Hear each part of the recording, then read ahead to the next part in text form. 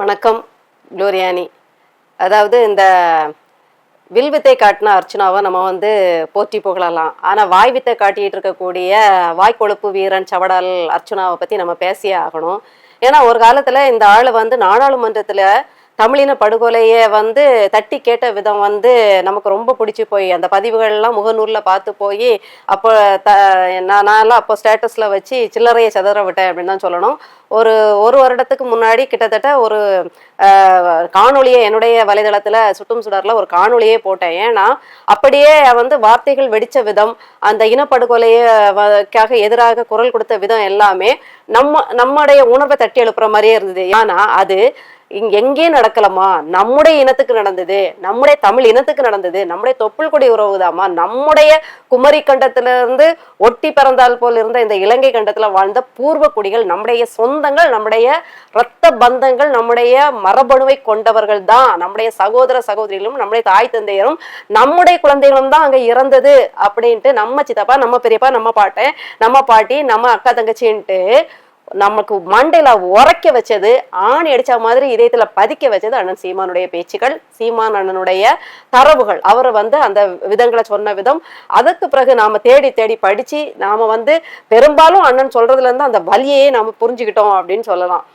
அந்த அளவுக்கு அது அவரு சொல்லும் போது நம்முடைய ஈர கொலைகளை அறுத்துச்சு, நம்மளை உணர்வடைய வச்சுது.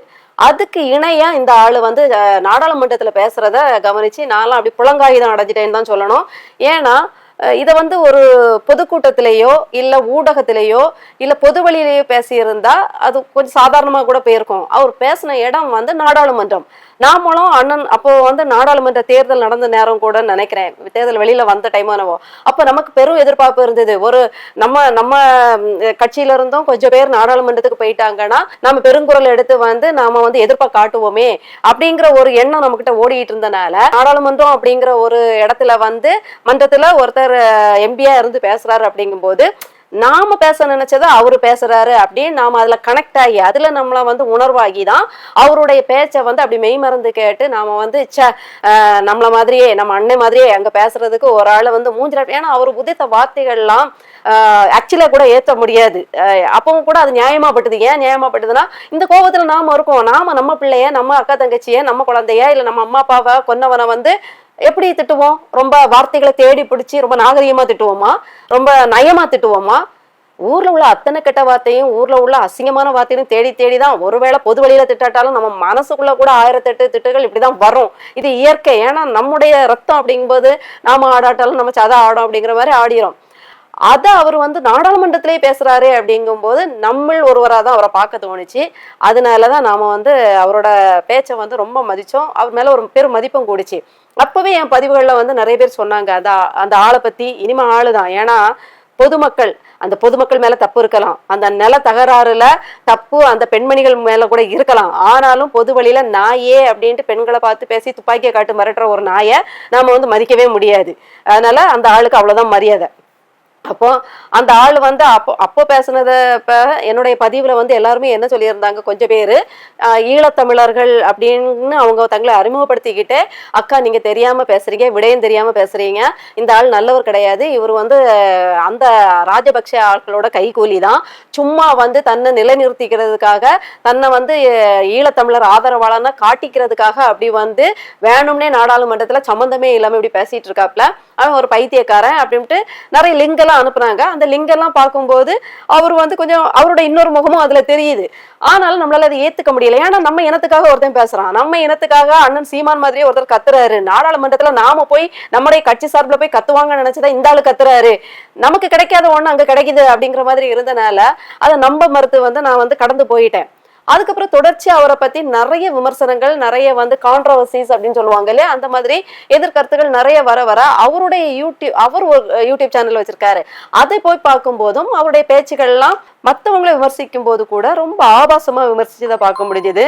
அதே மாதிரி அதை வந்து அவங்களுடைய பிறப்பை பத்தி அசிங்கமா லோக்கலா இந்த பைப்புல குழாயடி சண்டை போடும்போது என்ன அசிங்கமா, நேத்து நீ இப்படி தெரியாதா, நாளைக்கு நீ எப்படி தெரியாதா, நீ அங்க அப்படி இருந்த தெரியாதா, உன் பிள்ளை அங்கதானே அப்படின்ட்டு என்னெல்லாமோ பேசுவாங்க இல்லையா. இந்த மாதிரி ரொம்ப கொச்சையா பேசியிருந்தாரு.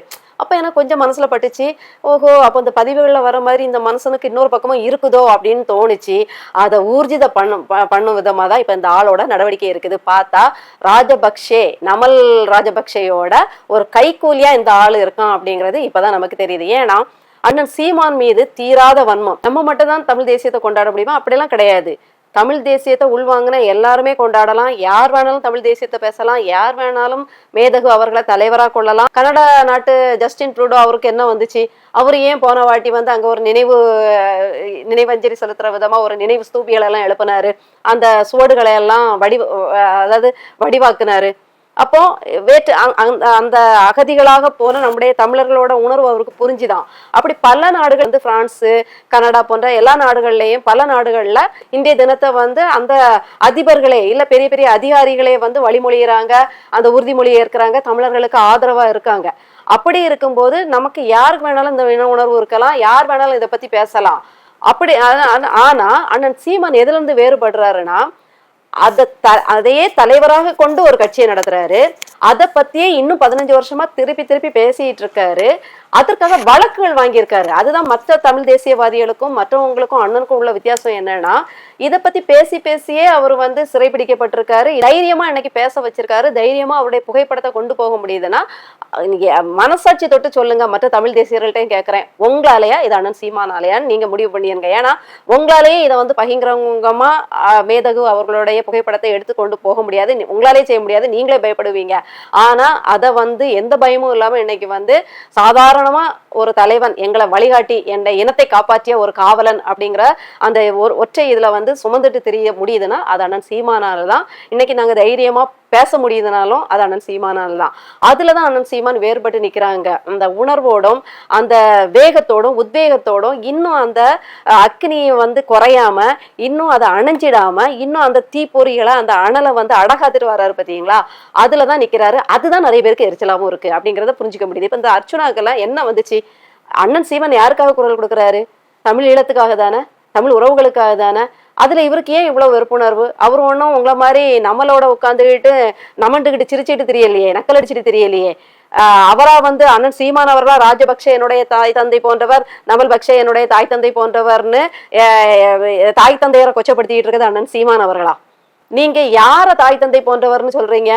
நம் இனத்தை கொன்று போட்ட ஒரு இலங்கை இராணுவ அதிபரை அந்த ரத்த ஆத்துல குளிச்சவங்களதான் நீங்க தாய் தந்தைன்னு சொல்றீங்க. அப்ப நீங்க எப்படி வந்து அண்ணன் சீமானை ஆதரிக்க முடியும்? உங்களுக்கு அண்ணன் சீமான கண்ட கோவம் தான் வரும். ஏன்னா அவரு உண்மையா இன்னைக்கும் தமிழீழ உறவுகளுக்காக குரல் கொடுத்துட்டு இருக்காரு. அதனால உடனே என்ன சொல்றீங்க, அவர் வந்து ஏன் உங்களுக்கு வந்து இந்த அர்ச்சுனைங்கிறவர் இந்தியாவுக்கு டூர் வந்திருக்காரு தோழியோட, நல்ல பொருத்தமா இருக்கும் பாருங்களேன். இப்ப புதுசா பதவி ஏற்றவரும் ஒரு அம்மாவை தோழின்ட்டு சொல்லி தோழிக்கான அர்த்தமே நாசமா போச்சு, கொச்சாயி போச்சு அப்படின்னு சொல்ற அளவுக்கு அதாவது கான்வாய் எல்லாம் கொடுத்து ரொம்ப பாதுகாப்போட கூட்டிட்டு கையை கால ஆட்டி நின்னாங்க அந்த அம்மா. அதே மாதிரி இந்த ஐயாவும் ஒரு தோழின்னு அவங்க சொல்லிப்பாங்க. ஆனா அந்த தோழிக்குள்ள ஒரு புனிதமே போயிடுச்சு அப்படின்னு தான் சொல்லணும். போயிட்டு ஊரை சுத்திட்டு இங்க வந்து விஜய் பார்க்க வந்த இடத்துல அவரு வந்து இதுக்கு கூட மதிக்கல, அவரை பார்க்கல. படிக்காமலே பட்டம் வாங்கி இன்னைக்கு கல்வித்துறைக்கே அமைச்சரா இருக்காரு இல்லையா, அவரை போய் பார்த்துட்டு போனாப்ல. அவர் அங்க முனகி இவ்வளவு தூரம் வந்தோம், தலைவர்னு கூவியும் தலைவர் அவரை பார்க்க தயாரா இல்ல. இந்த அவமானம் உனக்கு தேவையா அப்படிங்கிற மாதிரிதான் இருக்கு. ஆனாலும் இந்த ஆளுக்கு வந்து கொழுப்பாடங்கள் அப்படிதான் சொல்லணும். ஊடகத்துல பேட்டி கொடுக்கும் போது அண்ணன் சீமான் அவர்களை விட ஏன் இவரை நீங்க பயங்கரமா கொண்டாடுறீங்கன்னா, உண்மை என்னன்னா சினிமா போதை இங்க இருக்க மாதிரி உலகம் தழுவி, அதுவும் நம்ம அண்டை மாநிலங்கள்ல இலங்கை எல்லா இடத்துலயும் மலேசியா, சிங்கப்பூர் இது போன்ற நாடுகள்ல அதிகம் வாழ்கின்ற தமிழர்கள்னால இந்த போதை கலாச்சாரம், இந்த சினிமா போதை கலாச்சாரம் வந்து பரவி விரவி பொறையேறி போய் கிடக்குது. அதுல உள்ள ஒரு விசிறி தான் இவரும் அதே சினிமா கவர்ச்சியில இங்க வந்து அதே உடனே இவருக்கு வந்து விஜய்னு ஒப்பாரி வைக்க ஆரம்பிச்சிட்டாரு. இதுக்கடையில ஏன்னா அண்ணன் சீமான் அவர்கள் இனப்படுகொலையை சொல்லி வந்து அவர் தேர்தல்ல வாக்கு வாங்குறாராம். இவர் வந்து அதை சொல்லாமலே வாக்கு வாங்கிட்டாராம். தான் வாக்கு வரும்னா எல்லாரும் தான் அதை பேசியிருப்பாங்களே. எல்லாரும் திருமாவளவன் அப்ப அதை மெஜாரிட்டியா பேசியிருப்பாரு, வைகோ அவர்கள் இது பண்ணியிருப்பாங்க. அப்ப அவங்கள ஜெயிச்சிருப்பாங்களே. அண்ணன் சீமானுக்கு முன்னாடி திருமாவளவன் அவர்கள் வைகோ அவர்கள் பேசாத பேச்சா அதெல்லாம் தேர்தலுக்கு உதவும், வாக்குக்கு உதவும் அப்படின்னா இன்னைக்கு வைகோ முதலமைச்சராகி இறங்கி இருப்பாரு கீழே. திருமாவளவன் அண்ணன் எத்தனை தடவை முதலமைச்சராகி இருப்பாரு. அது வாக்கு பெற்று தராது, நம்முடைய வாழ்க்கையை காப்பாற்றி தரும். நாம இனிமே அடிமையாயிடக்கூடாது, இனிமே ஏட்டைச்சிக்கு சின்னாபின்னம் ஆயிடக்கூடாதுங்கிற ஒரு உந்துதலையும் உத்வேகத்தையும் நம்மளை காப்பாற்றி கொள்ளும் ஒரு விழிப்புணர்வையும் தரும்.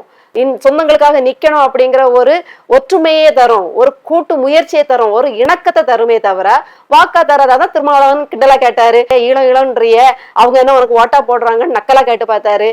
ஓட்டு போட மாட்டாங்க. ஓட்டு பொறுக்கிற அரசியலே அண்ணனுக்கு தெரியாதே, அவருக்கு மக்கள் அரசியல் மட்டும் தானே தெரியும். நீ ஓட்டு பொறுக்கிற அர்ச்சுனாங்கிற இந்த நாயின்னு தான் சொல்லணும். ஏன்னா நம்முடைய இன சொந்தங்களை பார்த்து இவன் நாயிங்கிறான். நம்ம அக்கா தங்கச்சி மாதிரி, நம்ம பெரியப்பா சித்தி மாதிரி இருக்கிற வயதை ஒத்த பெண்மணியை பார்த்து நாயே அப்படிங்கிறான். அவங்க மேல தப்பாவே இருக்கட்டும், அவங்க உன்னுடைய நிலத்துல ஒருவேளை இருந்தாங்கன்னா நீ ஒரு எம்பி, உன் அதிகாரத்தை வச்சு உன் நில தகராறே உனக்கு முடிக்க முடியல. நீ விஜய் வச்சு அப்படி ஈழத்தமிழர்களை காப்பாத்திட போற. உனக்கு உன் பேர்ல இருக்கக்கூடிய ஒரு நிலத்தகராறு, அந்த நிலத்தகராறுல பொதுமக்கள் இன்னொரு அந்நிய பெண்கள் நிக்கிறாங்க, இல்ல உறவுகள் தமிழ் பெண்கள் நிக்கிறாங்க. ஒரு எம்பி பதவியை வச்சு சட்ட ரீதியா உன்னால சட்டப்படி அது உனக்குரிய நிலம்னா நீ எம்பிங்கிற அதிகாரத்தை வச்சே சட்ட ரீதியா அதை முடிச்சிருக்கலாம். அதை முடிக்க முடியல, விவகாரமா வச்சிருக்க, அதே இடைஞ்சலாதான் வச்சிருக்க அப்படின்னா அதையே உனக்கு முடிக்க கழியலனா நீ எப்படி இன்னொரு தடவை மகாணத்துக்கெல்லாம் முதலமைச்சராகி தமிழகத்தை காப்பாத்துவ? உனக்கு இப்ப அடுத்து எலெக்ஷன் வருது, தேர்தல் வருது. இப்ப நீ திருப்பி ஜெயிக்கணும். ஏன்னா அங்க டப்பா டான்ஸ் ஆடி போய் கிடக்குது. நீ துப்பாக்கியை காட்டி சுடுவன் நாயேன்னு சொன்னதுனாயே உன்னை நாய்க்கு மேல கீழே அங்க மதிக்க ஆரம்பிச்சிட்டாங்க, உன்னை மிதிச்சு தள்ள போறாங்க. இனிமே நீ தேர்தல் நடத்தினா உன் எம்பிக்கு இல்ல எதுக்குமே நீ வர லாயக்கு கிடையாதுங்கிறத புரிஞ்சுக்கிட்டு இப்ப நீ ஓட்டு பொறுக்கிற அரசியலுக்காக இங்க ஆதரவு தேடுற. ஏன்னா ஜெரால்டு பெலிக்ஸுக்கு கொடுத்த காணொலியில கொஞ்சம் தான் கேட்க நேர்ந்தது. ஏன்னா முழுசா கேட்கிற அளவுக்கெல்லாம் எங்களுக்கு பொறுமையும் இல்லை, அவ்வளவு பெரிய அப்பாட்டக்கர்களாகவும் நீங்க தெரியல. இருந்தாலும் பேசுறதுக்கு, காணொலியில பேசுறதுக்காவது எங்களுக்கு ஒரு எவிடென்ட் வேணும் இல்லையா? அதுக்காக கேட்கும்போது இந்த ஜெரால்டு பெலிக்ஸ் அப்படிங்கிற ஒரு மூலக்கார ஊடகவியலாளர் கேட்கிறாரு, இவருக்கெல்லாம் அண்ணன் குரல் கொடுத்தது, இவரெல்லாம் ஜெயில இருக்கும்போது அண்ணன் அறிக்கையா விட்டது நன்றி உணர்வும் கிடையாது. இன்னும் வெளியில இருந்து வந்த உடனே கட்டி பிடிச்சு தழுவிட்டு போனதுதான். அதுக்கப்புறம் அவ்வளவுதான், 3 மணி நேரம் 4 மணி நேரம் பேட்டி வேற வாங்கி டிஆர்பி ரேட்டை ஏத்தி சம்பாதிச்சதுதான் மிச்சம். இன்னைக்கு இந்த மாதிரி இனப்படுகொலை ஈழத்தமிழர்களுக்கு எதிரா ராஜபக்சையோட கை கோத்துக்கிட்டு அவன் தான் எனக்கு அம்மை அப்பன்னு சொல்ற ஒருத்தனை கூசாம உங்களுடைய அலுவலகம் ஏத்தி நீங்க பேட்டி காண்றீங்கன்னா நீங்க உங்க ரத்தம் என்ன ரத்தம் அப்படின்னு தான் நமக்கு தோணுது. நீங்க எல்லாம் எப்பேற்பட்டவங்க? ஒரு சினிமா போதையில ஒரு உச்ச நடிகைங்கிற ஒரு நடிகன் பின்னாடி போய் நின்னா ஊடகவியலாளர் தானே. நீங்கெல்லாம் ஊடகவியலாளர்னு சொல்லாதீங்க, நாங்கெல்லாம் ஃபேன்ஸ்னே சொல்லிடுங்க, ஓப்பனா உண்மையை சொல்லிடுங்க. இவரு கேட்கிறாரு, நீங்க ஏன் விஜய பார்க்கணும்னு நினைச்சீங்க, இது எந்த விதத்துல எதுக்காக இந்த மாதிரி அப்படி இப்படின்னு கேட்கும்போது அவர் சொல்றாரு, மாகாணத்துல இனிமே எலெக்ஷன் நடக்க போகுது, விஜய் அங்க வந்தா ஏதாவது மாறுதல் நடக்குமா இல்ல ஜெயிச்சிருவாரு ஏதோ ஒண்ணு கேட்கிறாப்ல. விஜய் வந்தா கண்டிப்பா விஜய் சொல்ற ஆளுதான் அங்க ஜெயிக்கும், இல்ல விஜய் இங்க இருந்துகிட்டு கை காட்டிட்டா போதும், விஜய் கை காட்டுற ஆளு, தலைவன் கை காட்டுற ஆளுதான் ஜெயிக்கும். இப்பதான் பூனைக்குட்டி வெளியில வருது, எலி ஏன் அம்மனமா ஓடுதுன்னா இந்த விஜய் அப்படிங்கிற உச்ச நடிகர் இருக்கார் இல்லையா, உச்சத்தை விட்டுட்டு வந்தேன்னு உச்சபட்சமா எல்லாத்தையும் கரைச்சி குடிச்சிட்டு உட்கார்ந்துக்கிட்டு மௌன சாமியார் மாதிரியே ஒரு ஆட்சி நடத்துறாரு இல்லையா, அவரு இவரை கை காட்டணுமாமா அர்ச்சுனா அப்படின்னு ஒரு வார்த்தை சொல்லிட்டாருன்னா, தம்பி அர்ச்சுனா எம்பி அவர்கள் அப்படின்னு ஒத்த வார்த்தை சொல்லிட்டா அங்க இருக்க கூமுட்டைங்க எல்லாம் இதே மாதிரி ரசிக வெறி கூமுட்டைகள் கொஞ்சம் இருக்கு இல்லையா, கொஞ்சம் இல்ல நிறையவே இருக்குது, அந்த கூமுட்டைங்க எல்லாம் சேர்ந்து இவனுக்கு ஓட்டு போட்டுறான்னு ஓட்டு பொறுக்கிறதுக்காக ஸ்ரீலங்கால இருந்து கப்பல் ஏறியோ விமானம் ஏறியோ வந்திருக்கான். இங்க ஊரை சுத்தி பார்க்க வந்த இடத்துல தனக்கு ஓட்டு அரசியல் வாங்கிட்டு, அதாவது ஓட்டு பொறுக்கிட்டு போயிருக்கான் அப்படின்னு தான் பச்சை சொல்ல போறேன். இப்படி ஓட்டு பொறுக்கிற இந்த பொறுக்கி இப்படி ஈழத்தை காட்டி தமிழ் மக்களை காட்டி ராஜபக்சையோட கைக்கூலியா இருந்துகிட்டு ஓப்பனா உலகமே பாக்குற மாதிரி ராஜபக்சையோட மகனோட கொஞ்சி குலாவிட்டு அவன் புண்ணியத்துல பிணையில வெளியில வந்துகிட்டு இந்த ஓநாய்கள் எல்லாம் ஆடு வேஷம் தரிச்சுட்டு நம்ம ஆட்டு கூட்டத்துக்காக அளவர்தான் இது ஓட்டு பொறுக்க வந்திருக்குங்கிறது நமக்கு கண்கூடா தெரியுது. எப்ப எப்பேற்பட்ட ஓட்டு பொறுக்கிகள்னு பாத்துக்கோங்க. இது ஓட்டு பொறுக்க வந்துகிட்டு விஜயோட கண்ணசைவுல கையசைவுல நம்ம ஜெயிச்சிடலாம் அப்படிங்கிற எண்ணத்தோட ஓட்டு பொறுக்க வந்துகிட்டு 15 வருஷம் 16 வருஷம் விடாம பேசி ஆரம்ப கட்டத்துல அவ்வளவு வழக்குகள் வாங்கி அவ்வளவு ஜெயில உட்கார்ந்து அவ்வளவு கஷ்டப்பட்ட அண்ணன் சீமான் அவர்கள் வந்து ஓட்டுக்காக பேசுறாருங்கிறாரு. அவர் ஓட்டுக்காக பேசும்போது திமுகவை தான் பேசினாரு. அரசியல் ஒவ்வொரு தேர்தல் வரும்போது அவர் திமுக அதிமுக தாவேகாவோட தப்புகளை தான் பேசினாரு. ஆட்சியின் அவலங்களையும் ஏற்கனவே ஆண்டவர்களோட ஆட்சியின் அவலங்களையும் புதுதா வரக்கூடிய ஒரு குப்பையையும் நாம நீக்க வேண்டிய அவசியத்தை பத்தி தான் அவர் பேசினாரே தவிர அவர் வந்து தேர்தலின் போது மீனவர்களுக்காக பேசும்போதுதான் அது பேச வேண்டியது வருது. ஏன்னா மீனவர்களுக்காக பேசும்போது ஏன் தலைவன் இருக்கும்போது இப்படி மீனவர்கள வந்து யாரும் சுடலையே, அப்ப எல்லாம் யாரும் இப்படி வந்து அழிச்சாட்டியம் பண்ணலையே, ஏன்னா அங்க ஒருத்தன் இருந்தான் பயந்தாங்க, நம்மள தொடறதுக்கு பயந்தாங்க, அது மாதிரி நானும் வந்தா மீனவர்களை எவனும் தொட மாட்டான் அப்படின்னு சொல்றதுக்காக தன்னுடைய நிலைப்பாட சொல்றதுக்காக தான் அதை பேசியிருப்பாரே தவிர ஓட்டு பொறுக்க வேண்டிய அவசியம் இல்லை. ஏன்னா எந்த இலங்கை அகதியும் அவருக்கு இங்க ஓட்டு போட போறது இல்லை. எந்த இலங்கை அகதிக்கும் இங்க ஓட்டு உரிமை இல்லை. அது அவருக்கு தெரியும். அது வேண்டாம் கூமுட்டை விசை அவர்களுக்கு வேணா தெரியாம இருக்கலாம். ஆனா எங்களுக்கு நல்லாவே தெரியும். பேசணும், மக்களுக்கு உயிர் போட வச்சிருக்கணுங்கிறதுக்காக தான் பேசுறோமே தவிர ஒன்ன மாதிரி கடல் கடந்து வந்து இங்க வந்து கையை காட்டுங்க காலை காட்டுங்க கொஞ்சம் கண்ணை செய்ங்க நான் ஜெயிச்சிருவேன்னு ஓட்டு பொறுக்க வரல. ஓட்டு பொறுக்கி அதை ஞாபகம் வச்சுக்கோ. நீ வந்து துப்பாக்கி இருந்த அண்ணன் சீமான சொல்றது இல்ல, அது வேண்டாம். வன்முறைக்கு போகக்கூடாது, வன்முறை பேச்சு வச்சிக்க கூடாதுங்கிறதுக்காக தான் எல்லாருமே அடக்கிட்டு இருக்கோம். நீ சொன்ன சொல் உனக்கு நடக்கும்னு எழுதி வச்சுக்கோ. அபாண்டமா ஒரு நல்லவரை ஒரு நேர்மையாளன ஒரு பெருங்கனவை சுமந்துக்கிட்டு அந்த கனவை மட்டுமே யோசிச்சு யோசிச்சு யோசிச்சு தூக்கத்தை தொலைச்சி அவ்வளவு நல்ல நல்ல திட்டங்களை வெயில் மழை பார்க்காம மக்கள்கிட்ட கொண்டு சேர்த்து இன்னைக்கும் சோர்வுறாம பின்வாங்க மாட்டேன், என் மக்கள் என்ன தோக்கடிச்சாலும் நான் அவங்களுக்காக நிப்பேன் அப்படின்னு நிக்கிற ஒரு தானே தலைவனை நீ வந்து சொன்ன ஒரு வார்த்தை கையில துப்பாக்கி இருந்தா சுற்றுப்பியா? உன் சாவு நீ சொன்னதன்படியே உனக்கு நடக்கும் அப்படிங்கிறத உலகம் பார்க்க தான் போகுது.